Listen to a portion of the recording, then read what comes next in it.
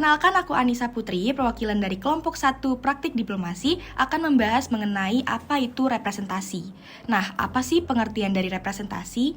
Menurut Kamus Besar Bahasa Indonesia atau KBBI, representasi adalah perbuatan mewakili, keadaan diwakili, atau apa yang mewakili.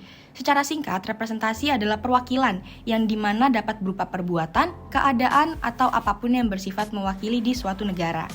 Representasi dalam proses diplomatik merupakan salah satu tugas seorang perwakilan diplomat yang nantinya akan meningkatkan hubungan antar negara pengirim atau negara satu dengan negara yang lainnya, baik dalam bidang kebudayaan, ekonomi, dan juga iptek. Melakukan proses pengadaan penyelidikan serta mewakili kebijakan politik di pemerintah yang ada di negaranya.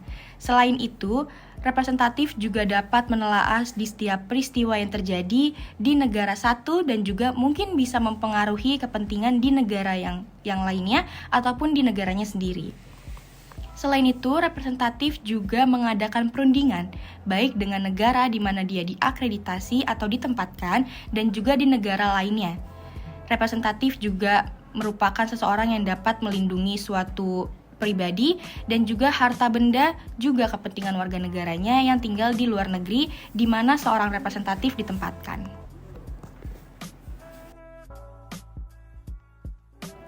Fungsi representasi dalam praktik diplomasi yaitu ada 5. 1. Mewakili pimpinan negara pengirim di negara penerima. 2. Melindungi kepentingan negara pengirim dan warga negaranya di negara penerima. 3. Mengadakan persetujuan dengan pemerintah di negara penerima. 4. Memberikan laporan secara berkala tentang kondisi dan perkembangan di bidang ekonomi, militer, ilmu pengetahuan, dan lain-lain di negara penerima. 5. Meningkatkan kerjasama kedua negara di berbagai bidang, seperti bidang perdagangan, pendidikan, dan kebudayaan. Konvensi Wina 1961 tentang hubungan diplomatik, pasal 3 ayat 2 menyatakan nothing in the present convention shall be construed as preventing the performance of consular function by a diplomat mission, yang berarti bahwa tidak ada aturan dalam konvensi ini yang dapat mencegah dilaksanakan misi atau fungsi konsuler oleh misi diplomatik. Tingkatan atau jenis representatif diplomasi.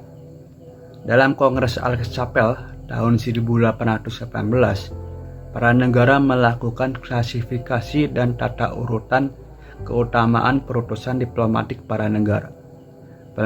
Penggolongan tersebut telah ditetapkan menurut kedudukan dan fungsinya masing-masing. Golongan pertama yaitu ambasador dan legates.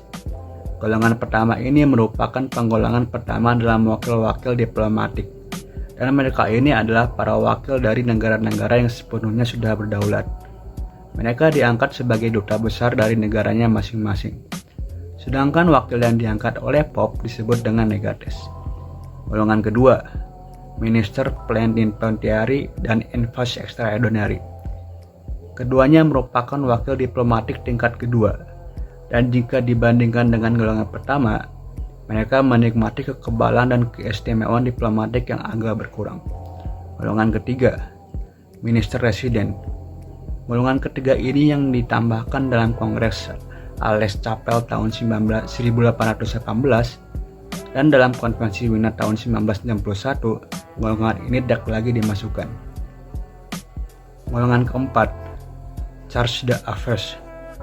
Wakil dalam golongan ini tidaklah diangkat oleh kepala negara, melainkan oleh Menteri Luar Negeri dari negaranya, sehingga bisa dibilang golongan ini adalah utusan dari sebuah utusan di sebuah negara.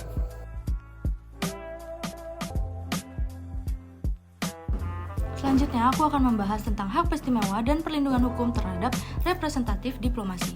Dalam menjalankan diplomasi, para diplomat mendapatkan diplomatic immunity, yaitu hak untuk tidak dapat diganggu-gugat dalam melaksanakan tugasnya sebagai wakil kekuasaan negara asing.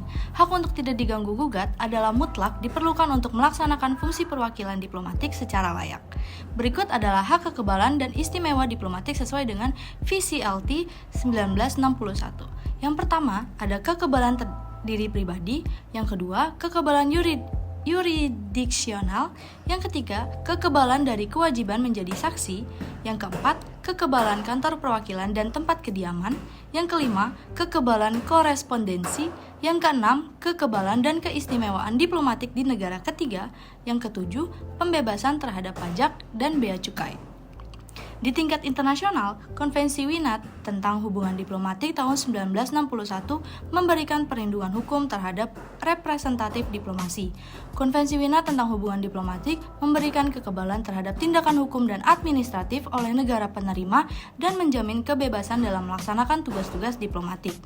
Pada pasal 29 Konvensi Wiener 1961 juga disebutkan, "The person of a diplomatic agent shall be inviolable. He shall not be liable to any form of arrest or detention.